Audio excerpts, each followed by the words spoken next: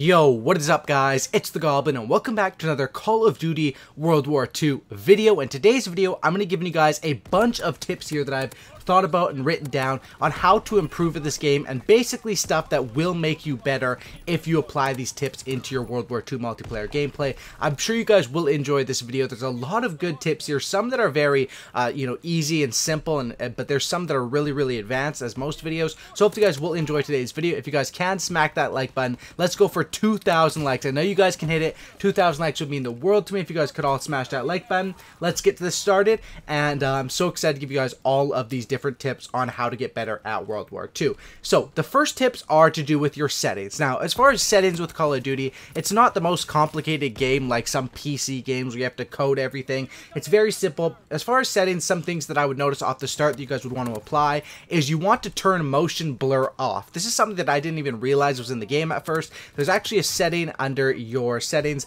that has motion blur, and you might as well turn that off. It applies nothing to your game. It's just distracting motion blur. I don't know why it's turned on by default, but I highly recommend everyone turns that one off. As far as the music, I also turned off the music just simply so that you can focus more on the game sounds. People's footsteps are fairly loud in this game. Grenades, people reloading, you can hear all that stuff, and your ears are a very important sense to use in Call of Duty, so definitely turn that off. Of course, have all of your aim assists on, and also have a good sensitivity. Now, I made a video like yesterday talking about how to get better aim, and I went in depth into sensitivity, so I'm not going to do that in today's video. You guys should definitely check out that video on my channel, how to aim better, but that's basically what you're going to want to do with your settings. As far as the best tip to get better, if there was one tip, if someone said, what's one tip to make me better at World War II?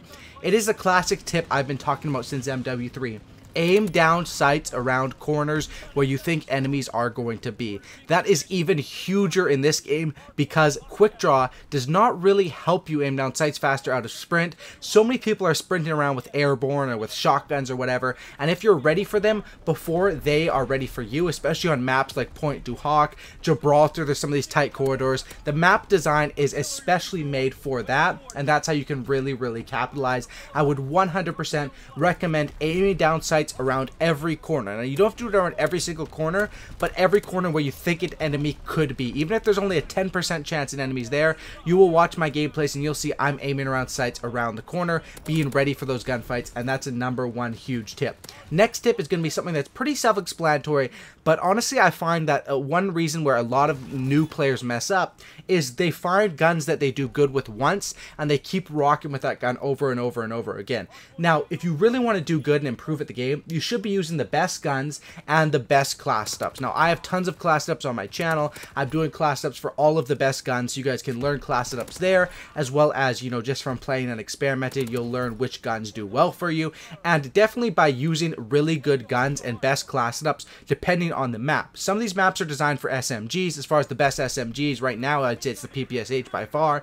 Other maps are designed for assault rifles. Assault rifles are very strong in this game. The best assault rifles are FG42, STG, M19, and the BAR, of course. So that's what you want to rock with. You want to use best guns, best class setups for the map that you're playing on, but you also want to use stuff that you're comfortable with. So if everyone, for example, says the Type 100 is overpowered, Type 100 is the best, but you give the Type 100 a fair chance, and what I mean by a fair chance is you play with it and level it up to the max where you've unlocked every single attachment for it, and you're still not rocking with it, don't use that gun. Use what you're comfortable with, because that is ultimately what will be the best class setup for you, and that is definitely a 100% huge tip. The next tip is about playstyle. Now, this game does work well for sort of a camping playstyle, but at the same time, in my opinion, if you want to be a very good player in this game, you have to play very aggressive, for the simple fact that the streaks don't do much in this game. You know, in certain games, Black Ops 2, especially Black Ops 2, Modern Warfare 2, those are the main two ones. Those games were designed around camping your ass off till you got 8 kills, and you call them the best kill streaks, and they get you up to 30 kills.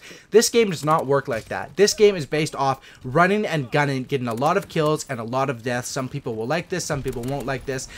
Domination is only 50 points per kill at the time of recording this video, which is absolutely terrible for streaks, as well as even if you can get the streaks in Hardpoint or TDM, they don't really do that much. This is a run and gun game, and that's what I would 100% say if you want to, you know, get more kills and stuff like that. It's not about camping for streaks, it's about running those low kill streaks. I usually run kill streaks, UAV, glide bomb, fighter pilot. I find those are the best bang for your buck for kill streaks, and you can run around and slay people with your gun, and that's definitely what I think works very, very well. Another tip about rushing though in this game is that the health regen is very, very slow. It's about 6 seconds, and there's no way to increase that. There's no ICU type perk. Now, if you're hurt at all and you challenge a gunfight, you're most likely going to lose that. So what I recommend doing, and basically how I do it, is if you get hurt and you know you're in the enemy spawn, and it sucks because I'm a player that loves to rush and, you know, be active, you sort of have to just sit there, maybe reload your gun, wait for your health regen, and then move around again. Because even if you're at 5 seconds, you're about to regen, but you're just a tiny bit red, you can run to another enemy and they can absolutely melt you, and you'll be screaming and throwing your TV across the room. So that's something that kind of sucks about this game. I wish there was faster health regen, but we have to play around the game that they give us, and that's definitely a tip for that. My next tip would be around using the minimap. Now, the minimap in this game, honestly, is kind of garbage compared to it. We're coming off of Infinite Warfare, which are one of the biggest minimaps ever in COD, and this one is obviously one of the smallest ones. It's a circle. COD has, for at least the last multiple of years, has been a square as the minimap, and rocking with the circle is a bit tougher, but using that minimap and knowing based off where people's dots will appear a lot. UAVs are pretty common. Not many people run silencers because you can only run silencers on SMGs, so if you're running against people that are using LMGs, anything other than SMGs basically, they're going to appear on that minimap. Using that minimap, basing off of your teammates' positions to learn enemy spawns, and when you have those UAVs up, it's even more important. You should be looking at the minimap just as much as you're looking in front of you, and of course, you know, sometimes I'll even get killed because I'm looking too much at the minimap, but that's definitely the smartest way to do it. Another thing in this game is espionage, which is sort of broken, and it kind of sucks you have to pay attention to it. But what espionage does is it is the default first basic training perk that everyone has equipped. And basically what it does is if people do damage to it all, you are marked on the enemy's team radar as a permanent dot that they follow your exact movement position for 10 seconds. Now, it is kind of sucky, and it is something that's good if you run in a party and you all use espionage. It's absolutely broken, overpowered, but there's no way to counter espionage. So as of right now, when this thing is so broken, overpowered, what you can do is on your minimap, and it's kind of tough, whenever you're appearing on the enemy's minimap, you will be your little triangle will be filled in full white. However, whenever you're not appearing, it will be a hollow white triangle, right? So whenever you are on the enemy's minimap that's swiping, or you're shooting an unsilenced gun, you will see that you're a full white triangle. So after you get into a gunfight, usually what you want to do, and it kind of sucks that you have to do this in this game, but if you want to get better, it's something that you should get into the habit of doing, especially while espionage, until that gets nerfed or whatever.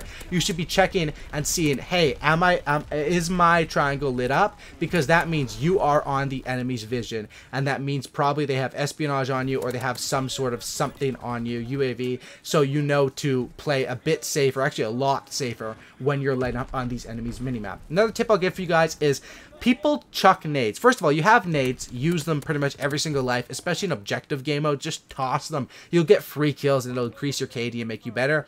But on the other end of that, stay out of high traffic nade areas. Even if you have stuff that will, or you know, you don't think the nades are going to kill you, just by being damaged by that nade means you can't get into any gunfights for the next 6 seconds until you regen, and you're kind of screwed. Getting hit by a nade, even if it does a tiny bit of damage to you, an enemy rushes around the corner, you're already hurt, you're on the enemy's espionage or whatever, they'll take you out easily. So that's something that I would say, stay out of high traffic nade areas. Of course, you have to run through there sometimes to get more kills, but playing on the outskirts of the map is obviously the best way to stay alive, and depending on the situation, sometimes it's better to rush towards the middle, towards the objectives, other times it's better to stay on the outskirts. It all depends on the situation, but that's basically, you know, what it comes down to. Now, these are a lot of different tips that will help you in Call of Duty World War II. This game does not play like any other Call of Duty games, and honestly, because it sort of plays, I guess you could say, sort of like COD Ghosts or Infinite Warfare, except, you know, those games, of course, had completely different movement system and